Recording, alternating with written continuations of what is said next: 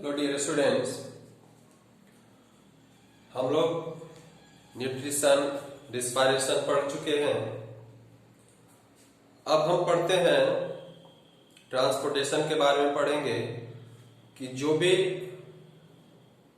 हम लोग न्यूट्रिशन लिए, डाइजेस्ट हुआ, रिस्पायरेशन के थ्रू उसमें एनर्जी जनरेट हुआ, अब वो क्या होगा, शरीर के हर सेल में वो एनर्जी क्या होना चाहिए, जाना चाहिए। तो उसके लिए ट्रांसपोर्टेशन सिस्टम है। तो ट्रांसपोर्टेशन सिस्टम ह्यूमन बीइंग में भी होता है, एनिमल में भी होगा, प्लांट में भी होगा, सारे ऑर्गेनिज्म में होता है। तो सबसे पहले हम एनिमल, और एनिमल में भी हमको ह्यूमन बीइंग के बारे में यहाँ पे पढ़ना है क्लास 10th में। तो हम सबसे पहले एनिमल के बारे में और उसमें ह्यूमन बीइंग के बारे में देखते हैं। तो हमारे ह्यूमन बीइंग में जो ट्रांसपोर्टेशन का सबसे मेन कॉन्स्टिट्यूएंट है वो क्या क्या है, तो सबसे मेन जो है वो है ब्लड। क्योंकि ब्लड ही एक ऐसा है जो कि शरीर के हर हिस्से को क्या करता है, एक दूसरे से कनेक्ट करता है। आप 9th में पढ़े होंगे कनेक्टिव टिश्यू के बारे में, तो ब्लड एंड लिम्फ के बारे में पढ़े थे आप। तो ब्लड ही है जो कि शरीर के हर हिस्से को कनेक्ट करता है। तो ब्लड के बारे में थोड़ा सा हम जानकारी ले लेते हैं। तो ब्लड, सबसे पहले है कि ब्लड का पीएच क्या होता है, तो अप्रॉक्स 7.35 से 7.45, यानी कि बेसिक रीजन में ये हमारा पूरा होल बॉडी। अगर पूछता है आप एसिड बेस एंड साल्ट में भी पढ़े थे ब्लड का पीएच, तो हम ब्लड का पीएच कैसा होता है, तो बेसिक रेंज में होता है, स्लाइट बेसिक होता है। तो हमारा बॉडी भी पूरा बेसिक रेंज में ही रहता है। अब ब्लड का, हर व्यक्ति के शरीर में ब्लड का अमाउंट कितना होता है, तो अप्रॉक्स माना गया है कि 7% बाई वेट होता है। यानी कि अगर आपका वजन 100 kg है तो उसका 7% निकालिए तो 7 लीटर आपके बॉडी में क्या होगा, ब्लड होगा।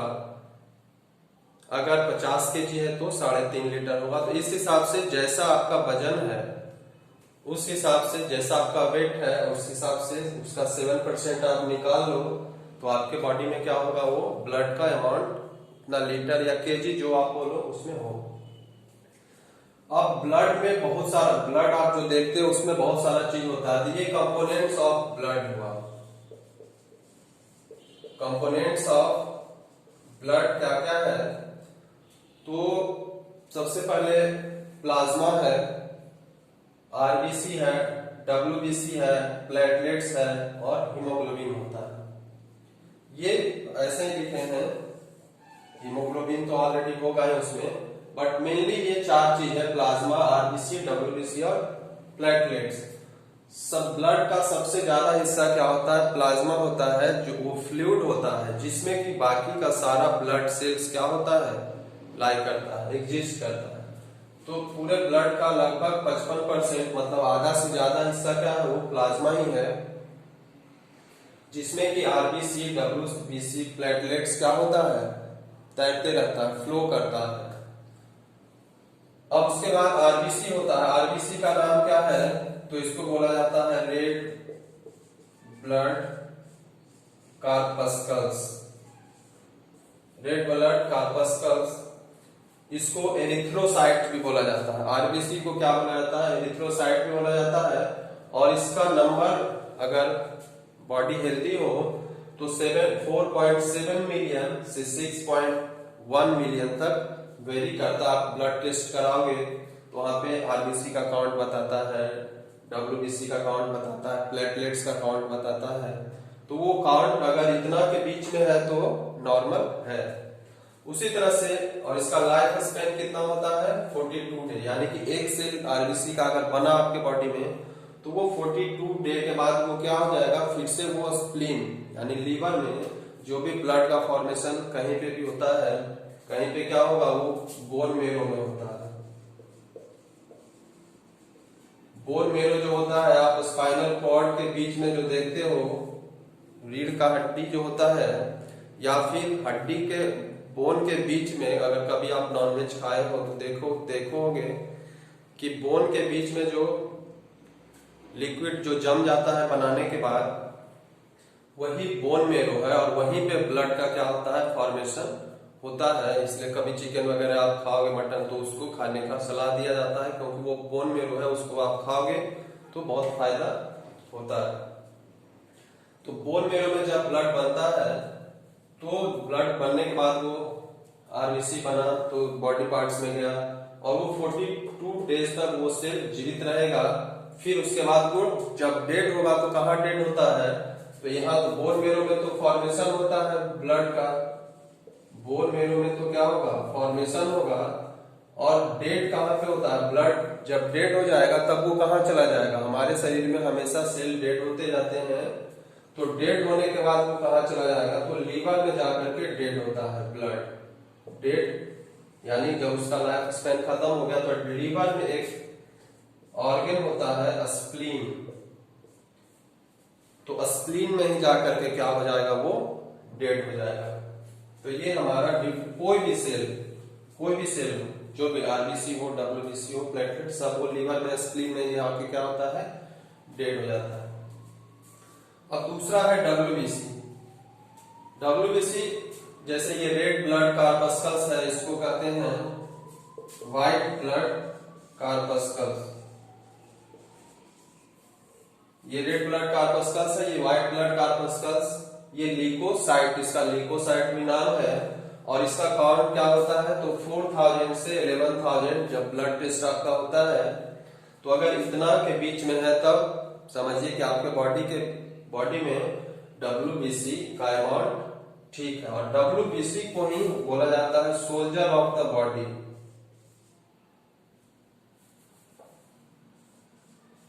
या guard of body, guard of the body. क्यों ऐसा बोला जाता है इसको soldier of the body, guard of the body, क्योंकि ये जो होता है एंटीबॉडी प्रोड्यूस करता है। और कोई भी नॉर्मल आपको छोटा मोटा अगर डिजीज या छोटा मोटा बैक्टीरिया आपके ऊपर हमला करता है, तो ये एंटीबॉडी का फॉर्मेशन करता है, और वो एंटीबॉडी क्या होता है, उस बैक्टीरिया से फाइट करेगा, और अगर कमजोर है तो उसको खत्म भी कर देगा। तो इसलिए इसको डब्ल्यूबीसी को, व्हाइट ब्लड कार्पस्कल्स को क्या बोला जाता है, guard of the body, soldier of the body.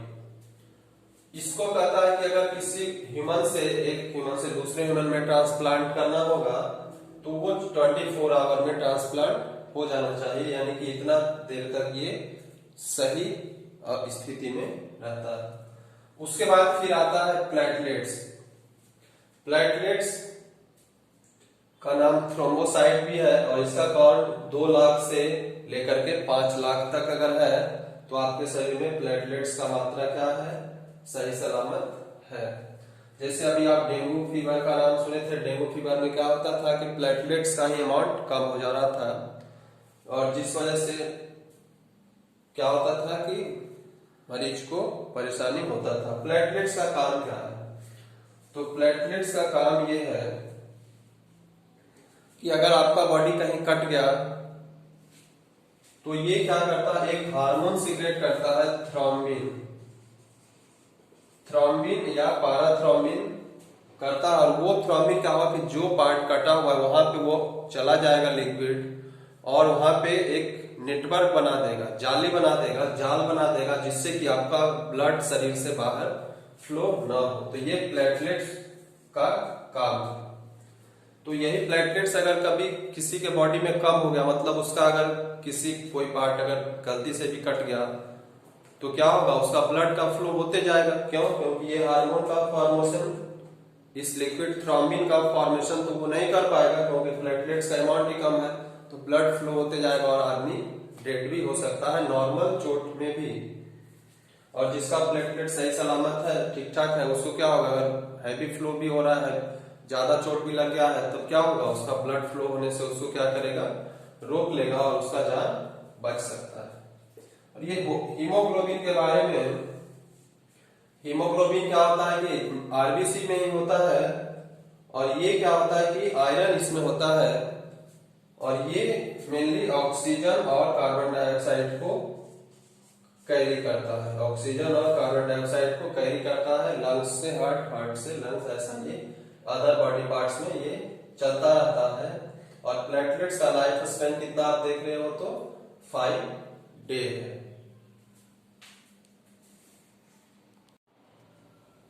अब हम देखते हैं कि ब्लड का जो ट्रांसपोर्टेशन होगा हमारे बॉडी में, तो वो जिस ट्यूब से होता है, पाइप से होगा, उस ट्यूब ब्लड वेसल्स को 3 पार्ट में डिवाइड किया गया है।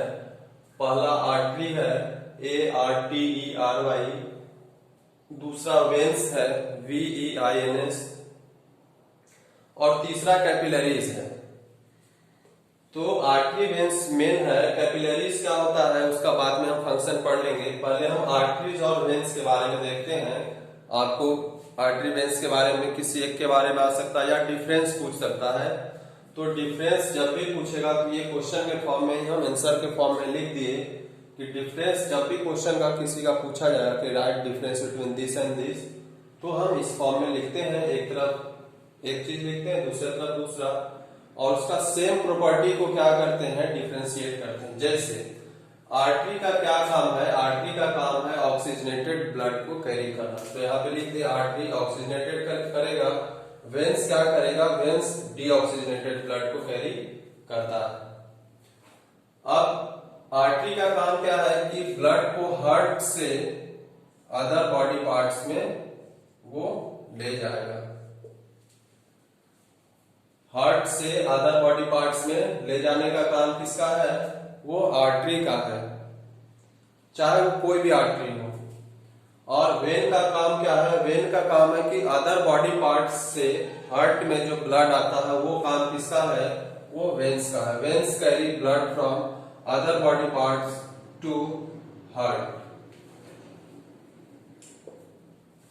अब उसके बाद कहता है कि आर्टरी का डायमीटर जो होता है बड़ा होता है। अभी आर्टरी जो होता है, आर्टरी का डायमीटर थोड़ा बड़ा होता है, यानी कि उसका थिकनेस, पाइप अगर पाइप वाइज माना जाए तो आर्टरी ऐसा पाइप होगा जो थोड़ा मोटा होगा, और वेन्स जो होगा ऐसा पाइप होगा जो थोड़ा पतला होगा। तो वेन्स का डायमीटर कम है, स्मॉल डायमीटर, ऐसा होता है। अब कहता है कि आर्टरी जो होता है वो थिक वाल होता है और वेन्स कैसा है, थिन वाल होगा। आर्टरी का वाल जो होगा वो मोटा होगा, मतलब पाइप डायमीटर तो बड़ा होगा ही, शायद उसका थिकनेस भी क्या होगा, मोटा होगा, और वेन्स का पतला होगा। ऐसा क्यों होता है, तो आर्टरी में ऑक्सीजनेटेड ब्लड है, और ऑक्सीजनेटेड ब्लड जो होता है उसमें प्रेशर क्या होगा, बहुत ज्यादा होता है।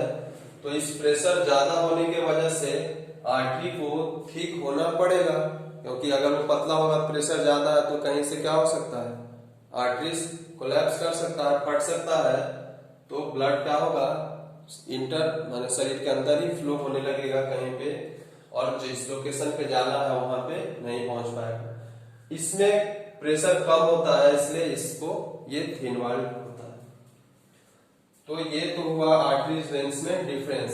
अब एक एक्सेप्शन है कि सारा का सारा आर्टरी क्या कर रहा है, ऑक्सीजनेटेड ब्लड कैरी कर रहा है, लेकिन एक एक्सेप्शन है पल्मोनरी आर्टरी। पल्मोनरी आर्टरी क्या करेगा, वो डीऑक्सीजनेटेड ब्लड कैरी करता है। डीऑक्सीजनेटेड ब्लड कहाँ कैरी करेगा, और फिक्स है कि पल्मोनरी आर्टरी जो होगा, पल्मोनरी आर्टरी के बारे में हम थोड़ा सा आपको बताते हैं कि पहला तो पल्मोनरी आर्टरी क्या होगा,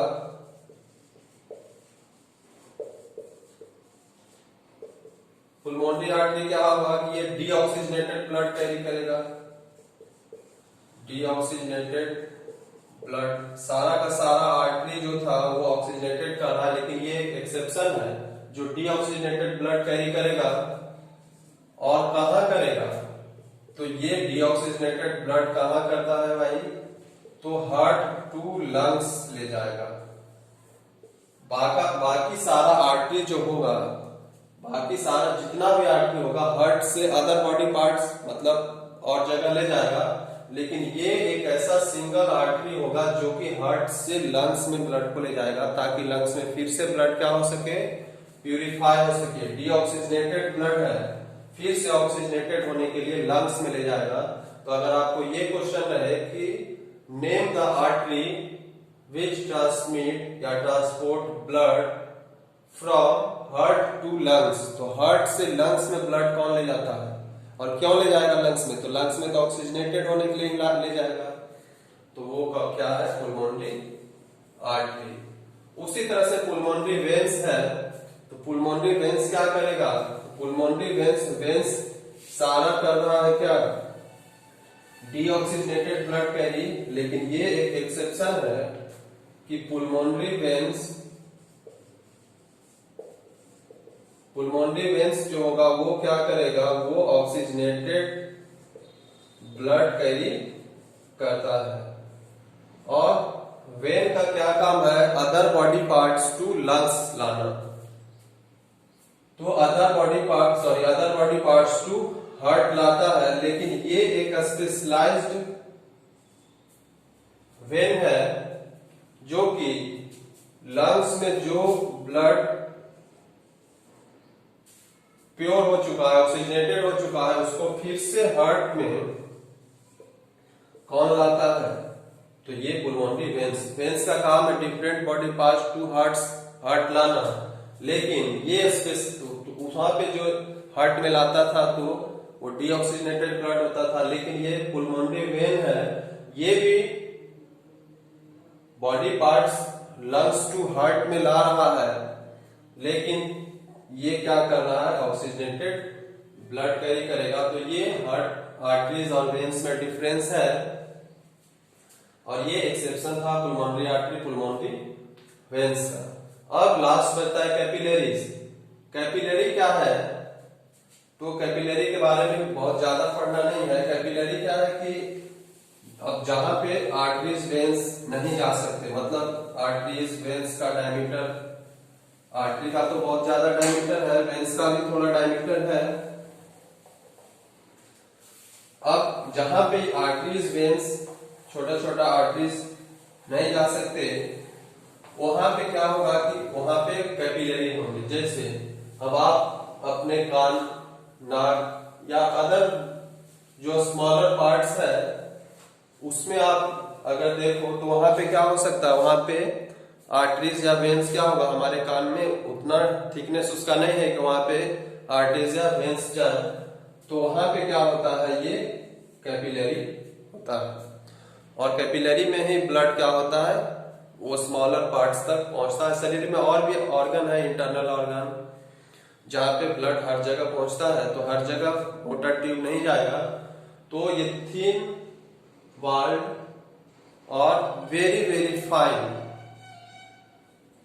ट्यूब है, वो क्या है? कैपिलरी है, और ब्लड को वो उस वहां तक के क्या करता है? वो ले जाता है। अब ब्लड के अलावा हमारे बॉडी में एक दूसरा ट्रांसपोर्टेशन सिस्टम और है, उसका नाम है लिम्फेटिक सिस्टम। जैसे ब्लड हमारे शरीर में ट्रांसपोर्ट करता है ऑक्सीजन को, कार्बन डाइऑक्साइड को, जो भी एब्जॉर्ब फूड मटेरियल है, उसी तरह से लिम्फ भी एक सिस्टम है हमारे बॉडी में। लिम्फेटिक सिस्टम वो जगह जगह पे नोड्स होते हैं। जैसे कभी मान लेते हैं आपका, कभी किसी का अगर लेफ्ट हैंड, अगर उसका में कुछ चोट आ जाए, किसी वजह से इंजर हो जाए, तब बिहाइंड बिलो आर्मपिट में क्या होगा? वो लिम्फ नोड्स होते हैं, नोड गांठ टाइप का, वो क्या हो जाएगा? स्वेल कर जाएगा, और वहां से क्या होगा? मटेरियल रिलीज होगा जो कि वो इंजरी को क्या करेगा? ठीक करने में हेल्प करता है। तो वो शरीर के हर हिस्से में नोड्स प्रेजेंट होते हैं। लिम्फेटिक नोड मतलब गांठ, नोड प्रेजेंट होते हैं। तो कहता है कि लिम्फ बनता कैसे है? तो लिम्फ का फॉर्मेशन कैसे होता है? तो through pores present in the walls of capillaries जिसमें ब्लड का ट्रांसपोर्टेशन हो रहा है, जहां जहां एकदम छोटा पतला जगह तक, छोटा ऑर्गन तक, जहां पे आर्टरीज वेन्स नहीं जा सकते, वहां पे कैपिलरी जाएगा। तो उसमें छोटा छोटा पोर प्रेजेंट होता है, मतलब एकदम स्लाइड छोटा छोटा hole. Through pores present in the walls of capillary some amount of plasma, protein and blood cells. All blood cell में क्या होता है, प्रोटीन्स होते हैं।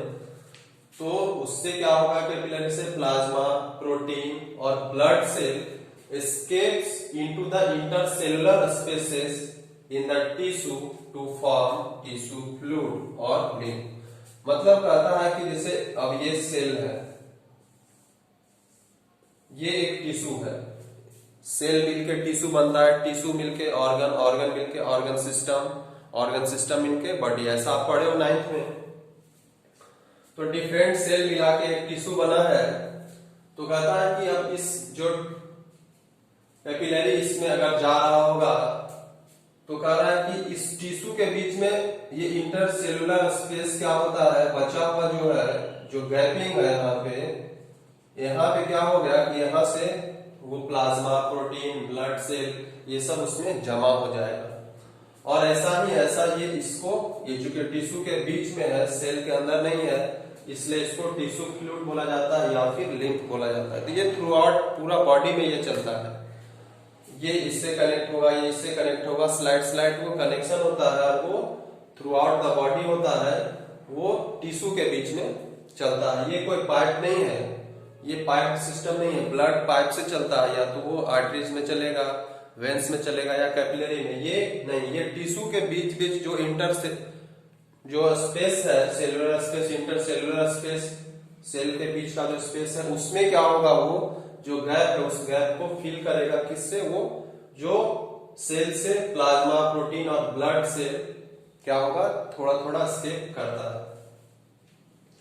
अब इसका कैरेक्टरिस्टिक कैसा होगा, तो पहला ये कलरलेस होगा, और दूसरा इसका कैरेक्टरिस्टिक है कि it contains less protein than blood. Blood में प्रोटीन होता है, लिम्फ में भी प्रोटीन होगा, क्योंकि प्रोटीन ही एस्केप कर रहा है, लेकिन ब्लड से क्या होगा, कम प्रोटीन होगा लिम्फ में। तो ये जो इसका कैरेक्टरिस्टिक होगा कि कलरलेस लिक्विड है, कोई कलर इसका नहीं होगा। जैसे ब्लड में हम आरबीसी को देखे, वो रेड कलर का होता था due to presence of haemoglobin. WBC वो व्हाइट कलर का होता है, वो हमको पता नहीं चलता है। उसी तरह से प्लेटलेट्स भी क्या होगा, कलरलेस होता है, कोई कलर जस्ट लाइक वाटर। अब इसका फंक्शन क्या है हमारे बॉडी में, अगर ये लिम्फेटिक सिस्टम है तो इसका फंक्शन क्या है हमारे बॉडी में। तो पहला फंक्शन है कि क्योंकि आता है लिम्फेटिक सिस्टम से क्वेश्चन आएगा, लिम्फ क्या है, उसका कैरेक्टरिस्टिक क्या है और उसका फंक्शन क्या है। ये 3 पार्ट इसका हुआ, इस तीनों में से कोई भी एक पूछ देगा 2 नंबर का, केवल फंक्शन ही पूछ देगा कि right the functions of lymph, right the characteristic of lymph. ये कैरेक्टरिस्टिक है, कैरेक्टरिस्टिक है, वो कलरलेस होता है और लेस प्रोटीन होता है ब्लड में। फंक्शन इसका क्या है, पहला तो it carries absorbed and digested fat from intestine. Intestine में आप देख रहे हो कि पढ़े थे न्यूट्रिशन में कि सारा कुछ वहां पे डाइजेस्ट होता है, कंप्लीट डाइजेशन होने के बाद एब्जॉर्प्शन होता है। तो वो डाइजेस्टेड और एब्जॉर्ब जो फैट होता है वो इंटेस्टाइन से कौन कैरी करेगा, तो यही लिम्फ कैरी करता है, लिम्फ कैरी करेगा। और दूसरा क्या है कि it drains access fluid from extra cellular space back into blood. अब कहता है कि ये जो गैप में अभी लिम्फ जो है, यहाँ पे अगर ज्यादा लिक्विड आ गया है, ज्यादा फ्लूइड आ गया है, सेल्स इधर से भी आ गया, इधर से भी अगर ज्यादा फ्लूइड आ गया, तो फिर से क्या करेगा, वो सेल से यहाँ जो एक्स्ट्रा सेलुलर स्पेस है उसमें एक्सेस फ्लूइड अगर है, फ्लूइड ज्यादा है, तो फिर से उसको क्या करेगा, ये फिर से वापस सेल में डाल देगा, ताकि सेल क्या हो, श्रिंक ना करे, नहीं तो सेल क्या हो जाएगा, श्रिंक कर जाएगा, उसका स्ट्रक्चर डिफॉर्म हो जाएगा। तो ये दोनों इसका फंक्शन है। तो ये हमारा लिम्फेटिक सिस्टम होता है, फुल बॉडी में ये प्रेजेंट है lymphatic system. Just like blood हमारा सर्कुलेटरी सिस्टम है, तो दूसरा ट्रांसपोर्टेशन सिस्टम हमारे ये लिम्फ है। तो दो ट्रांसपोर्टेशन सिस्टम है हमारे में, पहला ब्लड होगा जो कि हम पढ़ चुके, और ये भी लिम्फ है, ये भी पढ़ चुके। अब हम आगे इसके बाद पढ़ेंगे हार्ट के बारे में, पढ़ेंगे कि जो ब्लड का ट्रांसपोर्टेशन हो रहा है आर्टरीज में, वेन्स में या कैपिलरीज में, तो वो किसके थ्रू हो रहा है। पूरे बॉडी में यूनिफॉर्मली ब्लड का हमेशा फ्लो होते रहता है, कौन उसके लिए रिस्पॉन्सिबल है। तो circulatory system in human being, हमारे बॉडी में जो हार्ट जो पंप का काम करता है उसके बारे में हम नेक्स्ट वीडियो लेक्चर में पढ़ेंगे। Thank you.